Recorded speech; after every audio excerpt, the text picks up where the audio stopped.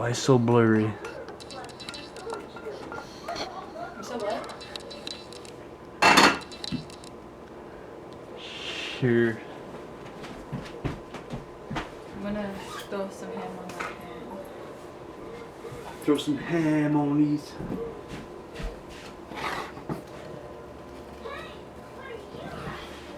I would cook bacon, but it's too smoky. And I'm gonna make a pork soups.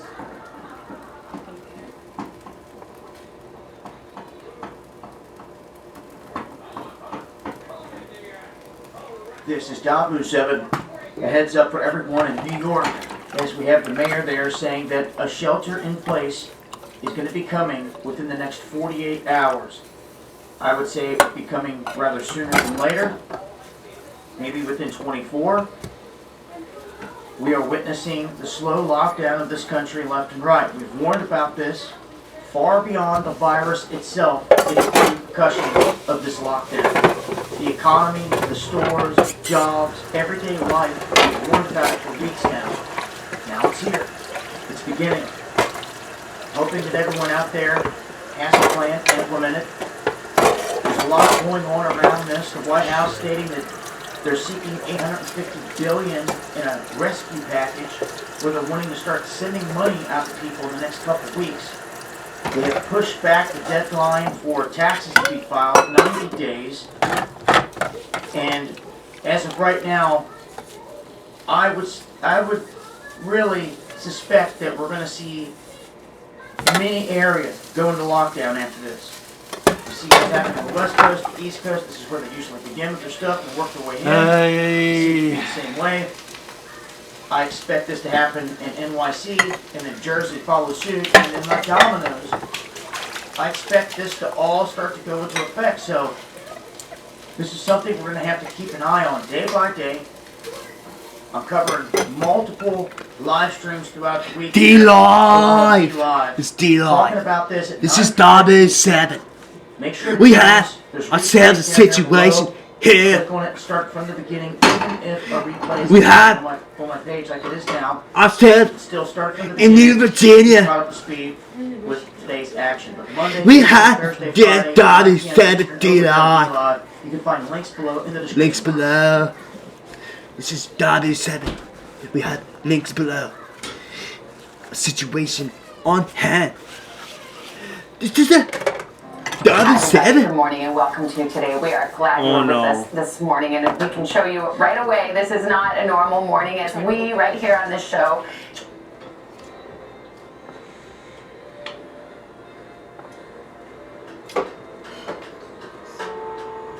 An American hero who paid the ultimate price. This is an important interview and it must be told.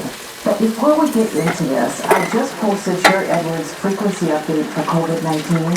You can find links to that on my front page at sarahwestall.com. For those who are energy and biofrequency workers, make sure you get that copy. It has some updates to the frequencies. I also include practical resources, and we'll be updating that as new information becomes available. I know many of you, just like me, are chewing at the bit to get James Marshall's, his sound file that he's been putting together for the COVID-19. As many of you are aware as well, this is much trickier than normal viruses, so it should be available soon, and as soon as it is, I will make a big announcement, and it too will be available. A link to it will be on my front page and on that resource page that's on my front page. And then lastly, I want to tell you that The Edge sticks around to do an exclusive interview on another Jeffrey Epstein type situation in Canada that is absolutely explosive. She's working on this developing story, and it will be out to the public in about a week, but she's going to give us a glimpse of what she has, and that's for my patrons, and you can join by going to patreon.com/SarahWestall, and those of you that join, you can also get 10% off the C60 gel caps, 10% off the fat burning tetragen, as well as 15% off the telomere lengthening Define Time capsules. And you can join at patreon.com/SarahWestall. Okay, now let's get into this important interview now with The Edge. Thank you so much for joining me today, Ed. Hi there. Thank you so much for having me. It's a pleasure. Well, you have done amazing reporting. I mean, there isn't much reporting like this out there. And when I saw it, I just thought it was absolutely great because you're connecting a lot of dots and bringing things forward for people. And of course, people are never going to get this in the mainstream media. And it's just so important that people realize these things have been going on in our country. And so I appreciate just the fact that you're doing this work. But, you know, the gist of it, or the bulk of it, is about this great hero, American hero. His name was Philip Haney, who worked for, you know, in counterterrorism, and he was abused by our own government, essentially, and ended up dead. But we probably want to rewind it a bit and just kind of start off with who this Philip Haney was and what he got involved in. Can you kind of explain who he was and what he did? Sure. Philip Haney is a whistleblower, but before he was a whistleblower, he worked for the Department of Homeland Security, and he was one of their charter members. He came on board when they first opened their doors in March of 2003, and he was there to pretty much see it all. And what he was tasked to do was to find the nests, follow the trail and find the nests, and that's exactly what Philip Haney did.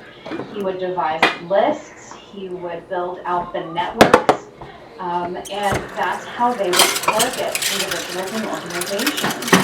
And he was very good at what he did. In fact, Louis Gohmert remarked about this, commemorating him after his death, saying that he received numerous awards and commendations for his work, and that his work, which had meticulously compiled information and produced actionable reports, led to the identification of hundreds of terrorists.